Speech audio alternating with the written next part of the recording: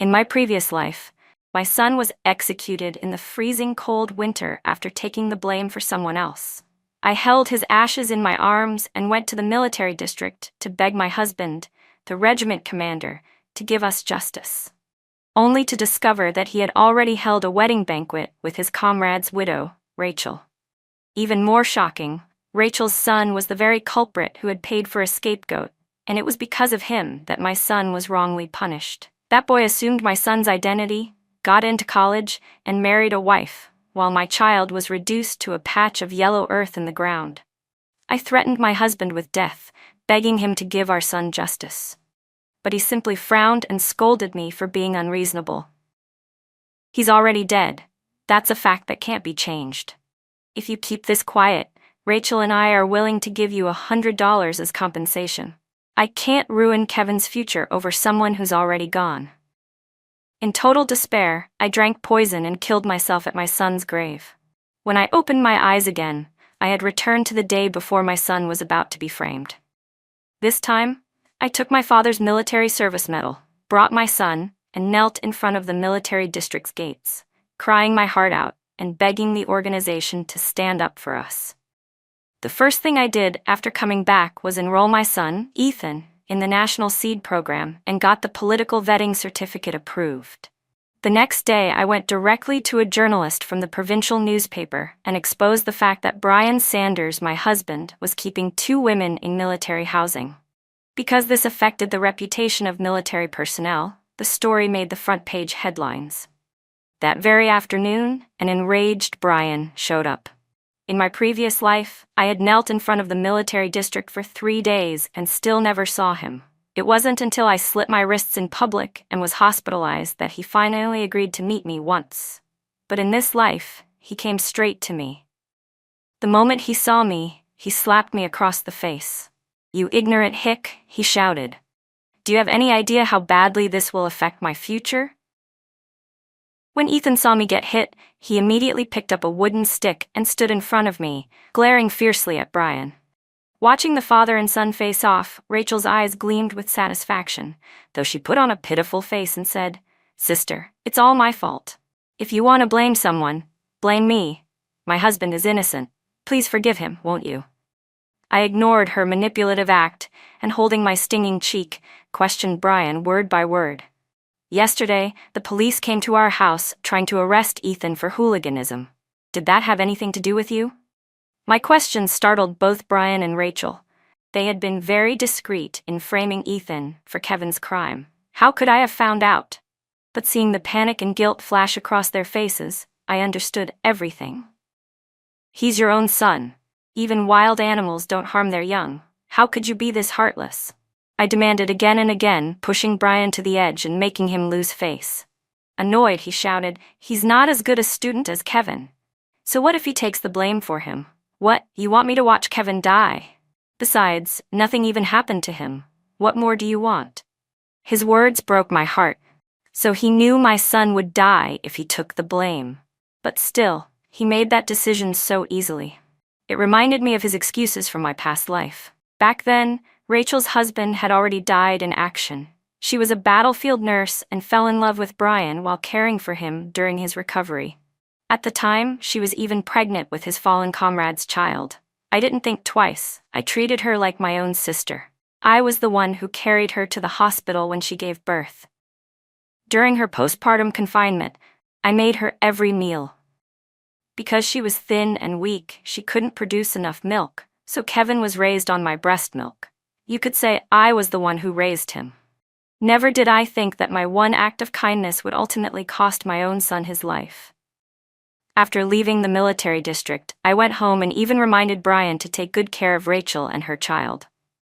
But within 6 months, his letters became fewer and farther between. Eventually, the military allowance stopped altogether. I thought he was just too busy with military affairs. Even when Ethan and I were eating dry, tasteless food at home, I never asked him for money. But when I brought my son's ashes to find him, I discovered that he had already built a small villa for Rachel inside the military compound. They were living in luxury. And Kevin even had the money to take piano lessons. The moment Brian saw me, he panicked and warned, Rachel and I are now seen as the perfect couple by everyone. If you don't want to be labeled the homewrecker, you'd better leave. For the sake of clearing Ethan's name, I swallowed my sorrow and begged him to get justice for our son. To appease me, he agreed on the surface and let me stay on as a housekeeper, doing all the household chores. But while cleaning, I accidentally overheard their conversation. "Babe, are you sure this won't get exposed?" "Don't worry. I handled the scapegoat matter myself. There's no way she'll find out." I felt like I had fallen into an abyss of ice, so it was her. She was the one who had personally arranged for my son to be sacrificed. I stormed forward, grabbed her collar, and furiously confronted her, but Brian impatiently shoved me to the ground. "Now that you know, fine. I won't hide it anymore. Take this $100 and let's call it even." It was my own foolish kindness that cost Ethan his life. And in the end, I lost all hope and chose to die. The unwillingness and despair from my past life, I could still feel it just as deeply in this one. But now, all I wanted was justice. I didn't care to entangle myself with them any further. Just as I was about to speak from the heart, I heard Ethan's panicked, angry shouting from inside the house. I rushed in and found that his file had been torn open. He was kneeling on the floor, desperately trying to tape the documents back together, but it was no use. Right next to him stood the culprit, Kevin, with his hands casually stuffed in his pockets, whistling like he didn't have a care in the world. Bookmark. Before I could even question Kevin about why he'd done such a disgusting thing, Brian Sanders' scolding voice came crashing down on me. "So this is where Ethan's file went. No wonder I couldn't find it in the system. Why did you enroll him in the National Seed Program? Did I ever give my permission?" I laughed coldly inside. If I hadn't secured my son's future in time, he would have already been thrown into prison as someone else's scapegoat. I walked up to Kevin and, using all my strength, slapped him across the face.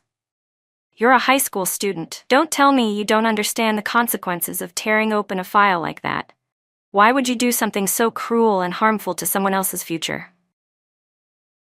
Seeing what I did, Rachel screamed sharply and rushed forward, checking the mark on Kevin's face with urgency. Kevin looked at me like a venomous snake, his eyes full of cold malice. "Yeah, I know what'll happen. It just means Ethan won't be able to go to college or join that program anymore. So what?" Watching him show not an ounce of remorse, I slapped him again. "If your parents can't teach you how to be a decent human being, then I will." At that, Brian grabbed Ethan's arm and dislocated it, then threw him violently to the floor. The living room still had a burning charcoal brazier for warmth, and Ethan landed right on top of the hot coals. His back immediately blistered and scorched. "Jenny, don't mistake my kindness for weakness," Brian snarled. "Everything in this house belongs to me, including that boy's life. If I want to take it back, I don't need your permission. If you had been smarter, I would have let you stay as the main wife. But clearly, you can't get along with Rachel and Kevin. Since that's the case, stay in the countryside and reflect on yourself. When you've figured it out, maybe then I'll give you a proper title." Hearing his twisted words, I felt nothing but numbness. Right now, I only wanted to get Ethan to the hospital as fast as possible. As soon as we arrived, the doctor took one look at Ethan's back and immediately rushed him into surgery. When it was over, the doctor came out with a scolding look. If the burns had been any worse, we would have had to graft new skin. His words filled me with silent fury, but Ethan still tried to smile through the pain. "Mom, don't cry. It doesn't really hurt. I'm the one who made you fight with Dad. It's all my fault. I won't argue anymore. I'm willing to go apologize to Kevin if it'll make Dad stop being so cold to you." His words filled my chest with a wave of sorrow. He always worried that he was ruining my life, that I'd lose a better future because of him. But he still didn't know the truth, that in our last life, he was killed by his own biological father. I remembered how, before he was taken to prison, he gripped my hand so tightly and asked, "Mom, why hasn't Dad come to see me, even once? Don't worry about me anymore. Live your life well. I'll repay you in my next life." As I listened to him try so hard to comfort me, I wrapped my arms around his frail little body and broke down crying. But in my heart, I made a silent vow. "Ethan, don't be afraid. Mom will make sure you get the justice you deserve." That night when we returned home, we found ourselves locked out. The cold wind pierced through my cotton coat, and no matter how hard I banged on the door, there was no response from inside. Ethan had already developed a high fever, his whole body burning hot to the touch. I knelt at the door and banged my forehead on the frame, begging, "Please let us in. Ethan's sick, he can't handle the cold." Suddenly, the lights inside flicked on. Just as I let hope rise in my chest, I heard a woman's breathy moans. "Babe, stop, someone's outside." "So what?" Brian's voice followed. "Let them hear. It'll teach them a lesson. Come here, give me a kiss." Listening to the obscene sounds of their lovemaking behind the door, I felt my whole body go cold. My despair only deepened. All I could do was take off my cotton coat and wrap it tightly around Ethan, who was shivering uncontrollably. Snow began to fall from the sky, but the door never opened. Inside, the sounds of panting and moaning from their lovemaking came in waves, one after another, while outside we could only grit our teeth and endure it. We had no money left to stay at a hospital or even rent a room at a guest house. And in the village, no one dared take us in. Everyone feared Brian Sanders and his influence. By midday the next day, just when I thought my body had frozen stiff, the door slowly creaked open. Rachel stood there, her face flushed with satisfaction. She looked surprised and called out in a fake sweet voice, "Oh, when did you get here, Jenny? Why didn't you knock? My husband kept me up all night. I didn't hear a thing." I ignored her mockery. I helped Ethan inside and laid him down on the bed, then rushed into the house. I had saved money for years, hoping to give Ethan a chance at college, but the place was a mess. Obviously, someone had rifled through everything. I stared at the overturned closet with a sinking feeling. Sure enough, the money I had hidden was gone. "Where's my money?" I demanded. Rachel answered calmly, even smugly. "Brian was gone for years. It was the neighbors who helped keep this house running. That money? We used it to thank them." Then she shot me a look full of disdain. "You're really that stingy, huh? Still thinking about that little bit of cash?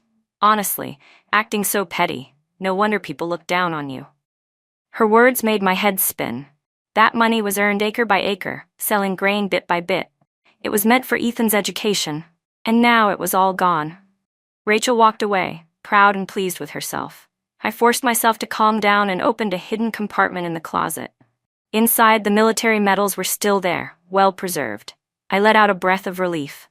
These medals were our family's greatest treasure, and my last leverage for justice. What Brian didn't know was that I was never just some ignorant countrywoman. My father had served in combat and earned multiple first-class medals of merit. He didn't stay in the military. He chose to return home and farm the land. I never told anyone about those medals because, on his deathbed, he made me promise never to use them to trouble the organization. That's why in my past life, even when Ethan was dying, I never once considered using those medals. But in this life, all I wanted was justice. I carefully packed the medals, sold the only piece of jewelry my mother left me, and scraped together enough money to cover Ethan's medical treatment and the train fare to the military district. Once Ethan recovered, we boarded the train together and made our way to the base.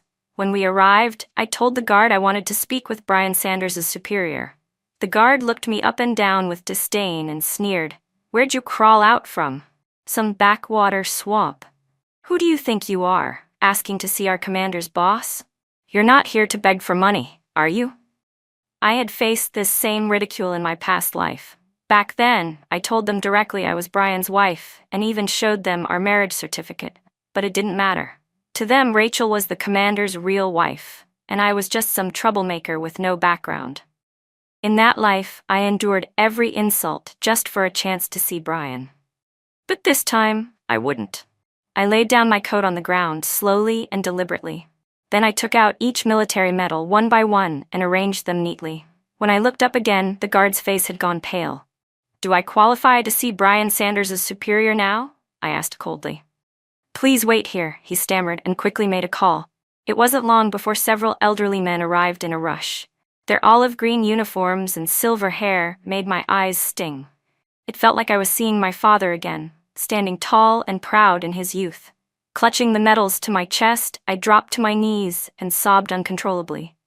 "Please," I cried, Please give my son and me a chance to survive." The man in front reached out immediately and gently helped me to my feet. He looked down at my tattered clothes and the frostbite on my hands. Then his eyes fell on the familiar metals. His voice caught in his throat. "I served with your father. You're the daughter of a decorated hero." He straightened up and looked me in the eyes. "Comrade, whatever injustice you've suffered, tell me everything. I'll see that you get justice." Hearing those long-lost words of concern, my tears flowed again. I sobbed uncontrollably, but still managed to stammer out the hardships we'd endured over the years. When they heard that my husband, a regimental commander, had hidden the fact that he was keeping 2 women, the officials were furious, slapping their thighs in anger. And when they learned that he had sacrificed his own biological child's future for the sake of his stepson, one of the leaders couldn't hold back and cursed aloud, "What a beast!" But I wasn't done. I rolled up my pant leg and revealed my deformed shin bone. Back when Brian Sanders was injured on a mission and presumed dead, no one believed he had survived. I was the one who carried him out from a pile of corpses. Because of that, my leg suffered a permanent fracture. After decades of hard labor, the injury had worsened into a grotesque condition. Then, I lifted Ethan's shirt.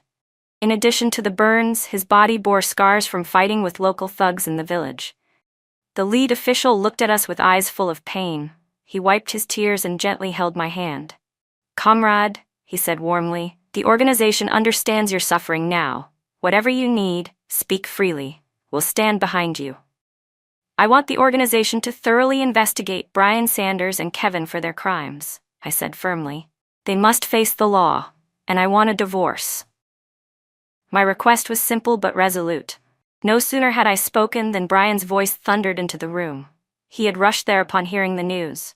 "You bitch! What nonsense are you spewing? Hurry up and explain everything to the leaders." He raised his hand, clearly intending to strike me, but a leader in plain clothes kicked him straight to the floor. "Commander Sanders," he barked, "in front of all these people, you dare raise a hand against a hero's daughter? What do you take us for, props?" Brian panicked. His eyes flicked to me in disbelief. You're the daughter of a decorated war hero?" I didn't respond with words. Instead, I lifted the military medals in my hands. Though the yellowed metal was pitted with age, it still gleamed fiercely in the sunlight, bright enough to blind him. One of my father's comrades stepped forward with a cold scoff and began explaining each medal's origin one by one. "This one," he said, "was awarded during routine training. Her father lost an arm protecting a young soldier who stepped on a landmine. This one," he pointed, "was from the war, where he was injured while blowing up an enemy aircraft. And this one," he added, "was given for protecting civilians' property during a natural disaster." Each account was heavier than the last. Brian's face grew paler with every word, until he began to shake. He looked at me with bitter regret in his eyes, clearly blaming me for not revealing my background sooner. If he had known, he wouldn't have chosen Rachel just to advance his career. Rachel was equally stunned. In her eyes, I had always been a simple, uneducated village woman who got lucky by marrying Brian and becoming an officer's wife.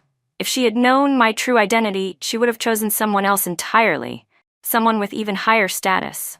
But her ambitions didn't matter anymore.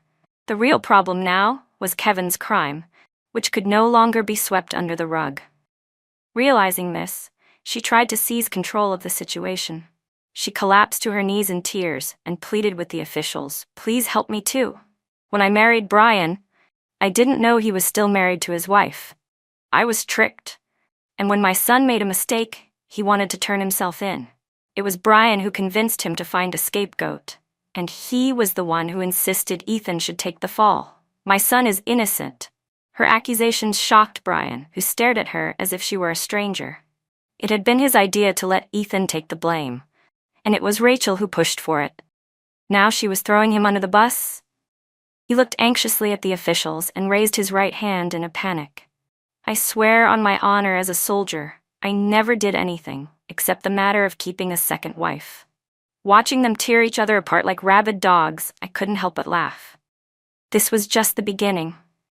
In my past life, their family had built their happiness on my and Ethan's pain. In this life, I would return every bit of that suffering.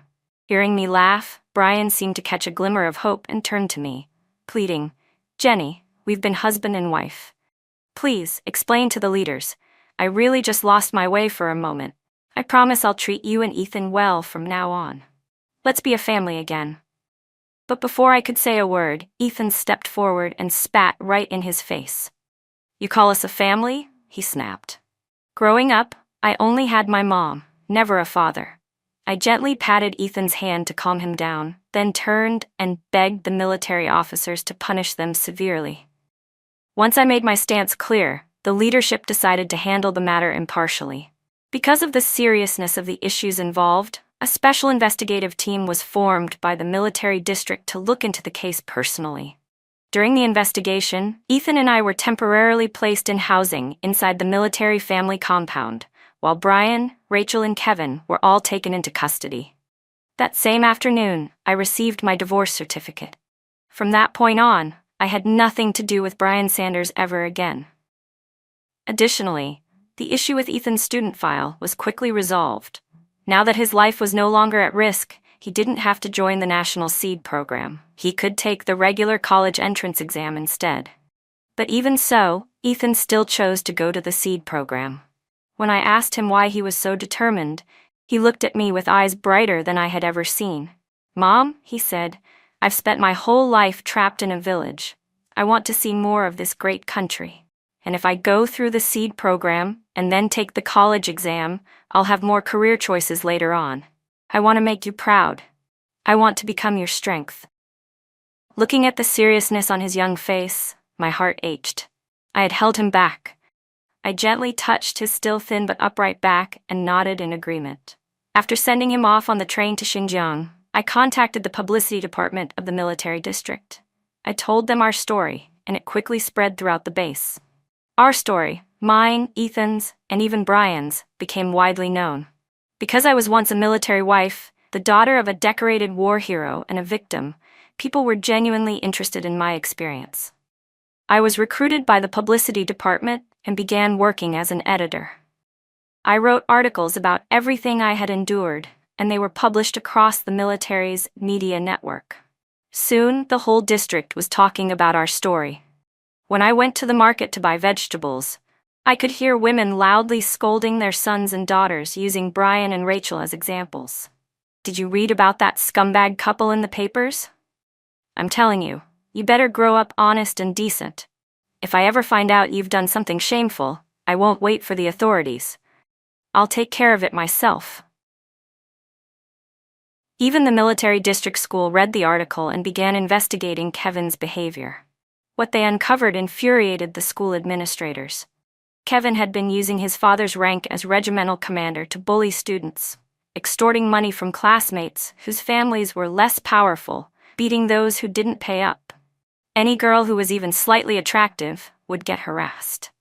Among his victims was the child of a fallen soldier who had been both blackmailed and physically assaulted. That soldier's mother, who had remained silent out of fear for Brian's influence, finally decided to act. After reading my article, she steeled herself and brought her child, along with her late husband's first-class medal, straight to the gates of the military base, where she knelt in protest. Her act sparked widespread outrage. People were furious that the children of martyrs were being bullied in a military school. Public pressure mounted quickly, with many demanding justice from both the school and the military district. While the public outcry intensified, the investigation into Brian's family was finally completed. Kevin was convicted of crimes including hooliganism, blackmail, and paying someone to take the fall for his actions. Because he was a minor, he was sentenced to a juvenile detention center. Rachel was convicted of sabotaging a military marriage and aiding her son in framing another. She received a 5-year prison sentence. What shocked me most, though, was what happened to Brian. I don't know what promises he made to Rachel while they were in custody, but somehow, she took the blame for everything.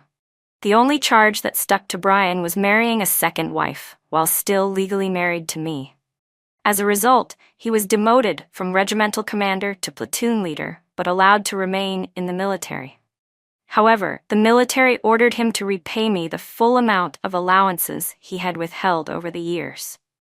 The property he had been assigned, including their house, was transferred into my name. He was also made to pay restitution to all the students Kevin had bullied. I wasn't completely satisfied, but I knew this was the best possible outcome. A man like Brian, who had climbed from a farm boy to a regimental commander, must have methods and connections I couldn't begin to imagine. I wrote a letter to Ethan to update him on the verdicts and also shared some recent news. One of my father's old comrades had introduced me to someone new, a military officer named Colonel Martin Kwan, who had taken over Brian's former post. His wife had died during childbirth, and he had remained single ever since. After hearing about my story, he personally asked the senior leadership to help connect us, and so he became my blind date. After spending some time getting to know each other, I took the initiative and invited him to my home. I made a full table of dishes. After we'd had a few rounds of drinks, I finally asked the question that had been weighing on my heart. "Do you think I was too ruthless?" I said. After all, we were husband and wife, but I completely destroyed Brian Sanders' future, and in the end, still insisted on divorcing him. I wasn't asking this out of nowhere. After people heard my story, there were those who sympathized with me, of course, but there were also some who disapproved of my actions. These days, people say it's better to tear down 10 temples than to break up one marriage. In their eyes, asking for a divorce made me a woman who didn't know her place. I worried Colonel Martin Kwan might feel the same way.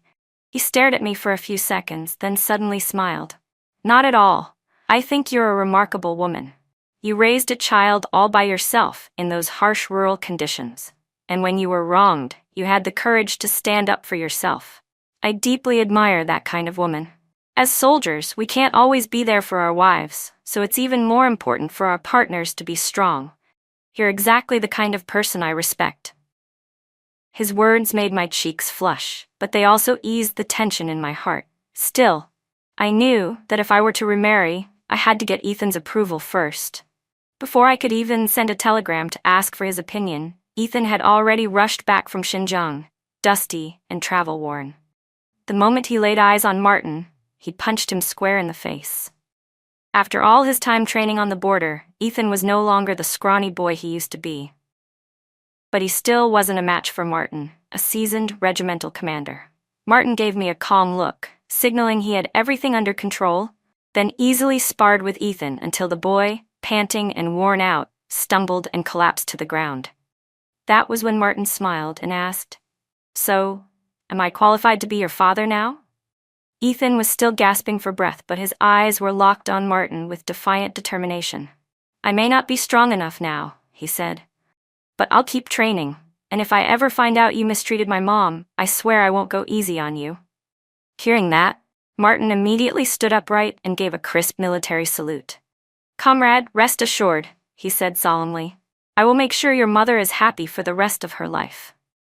On the day Martin and I registered our marriage and held the wedding banquet, Brian showed up uninvited. He forced a smile that didn't reach his eyes and sneered at Martin. "So this is the great Colonel Kwan? Doesn't seem like your standards are too high after all, marrying the woman I threw away." The moment he insulted me, Martin didn't hesitate. He stepped forward and punched him hard in the face. "Watch your mouth," he snapped. "Next time, I won't go so easy on you." Brian, bleeding from his lip, still tried to come back with another insult, but when he caught sight of my cold, unwavering gaze, he froze. Although he had only been demoted to platoon leader and hadn't become an ordinary soldier, Brian knew that his military career was effectively over. And to avoid heavier punishment, he had already promised Rachel half his assets. Add that to the money he had to pay me in backdated military stipends and the restitution owed to others, he was left penniless. He had grown used to a life of power and flattery, and now that everything was gone, he simply couldn't cope. So he set his sights on my father's military medals. "Jenny," he said, trying to sound wounded, "I treated you well when we first got married, didn't I? Why didn't you ever tell me your father was a decorated war hero? If you'd just told me from the start, none of this would have happened. This is all your fault." Looking at his pathetic, angry face, I let out a small laugh. "And how do you think you got into the army in the first place? You think it was because of your own abilities?" My words brought a stunned silence to the entire room. Brian's eyes went wide. He remembered now how the first time he applied for military service, he was rejected for not meeting the education standards. But on his second attempt, he was accepted and even assigned to a good unit. Was it possible that Mr. Zhang, the quiet old farmer missing an arm and a leg, who never even learned to read, was actually the one who helped him get in? Still not convinced, Brian stared at me, confused and unwilling to believe. So I calmly explained. After you were rejected the first time, my father saw how hard you worked to improve yourself. You didn't give up. You studied, exercised, and pushed yourself harder, and your physical condition was strong to begin with. It was my father who wrote a recommendation letter for you. In that letter, he called you the son he never had. But how did you treat his daughter? How did you treat his grandson? Look into your heart and ask yourself, do you really deserve that recommendation letter? My words left Brian completely speechless. He stumbled back a few steps, stunned, and muttered under his breath. If he helped me once, why didn't he help me all the way? If he had kept supporting me, I would have gone even further. As he spoke, he started convincing himself of it, his eyes turning red with anger. Then he yelled at me, "Your father was so good to me. Why did you betray me? Go talk to the higher-ups right now. Tell them to reinstate my position. Do it." He reached out to grab my arm, but Martin immediately stepped in and knocked him aside. Everyone present looked at Brian with nothing but contempt. I shook my head as I watched him, so pitiful and disgraced. When greed festers in a man's heart and he can't control it, even the greatest favor turns into hatred. In the end, Brian Sanders was nothing more than an ungrateful wolf. My life after marriage was peaceful and fulfilling. Martin wasn't a man of many words, but his kindness showed in everything he did. After training, he'd bring me a roasted chicken from the mess hall. On work trips, he'd return with a bouquet of roses. And I, once worn down and weathered like a woman in her 60s, began to glow again. My spirit, my face, even my eyes came back to life. One day, when Martin returned from a trip, he brought unexpected news. Kevin had been beaten to death in juvenile detention. It turned out he continued bullying people in prison and got involved in gang fights. Among the group that finally retaliated were some of the very boys he had tormented in the past.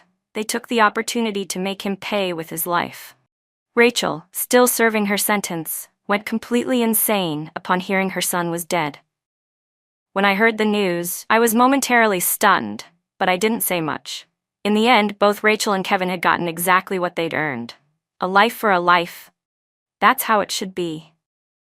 I never forgot that in our past life it was them who drove Ethan to his grave. As for Brian, he finally filed for retirement from the military. Everyone here knew my father or had worked with him, so Brian's reputation was completely ruined. The only chance he had left at promotion was to leave the army altogether. I heard he applied for a position in a remote town in hopes of securing some civil appointment. But none of that had anything to do with me anymore. All I cared about now was my small, happy home. Just a few days ago, I received a telegram from Ethan, sent from the border region. He had met a like-minded female comrade, a doctor working with Doctors Without Borders. They met while volunteering together in Xinjiang and were now planning to get married. Knowing that he's living a complete and fulfilling life in this lifetime, the bitterness in my heart finally began to fade. In my past life, I was a timid, helpless mother, and because of that, I lost my son forever. But in this life, I finally gave both myself and my son the justice we deserved.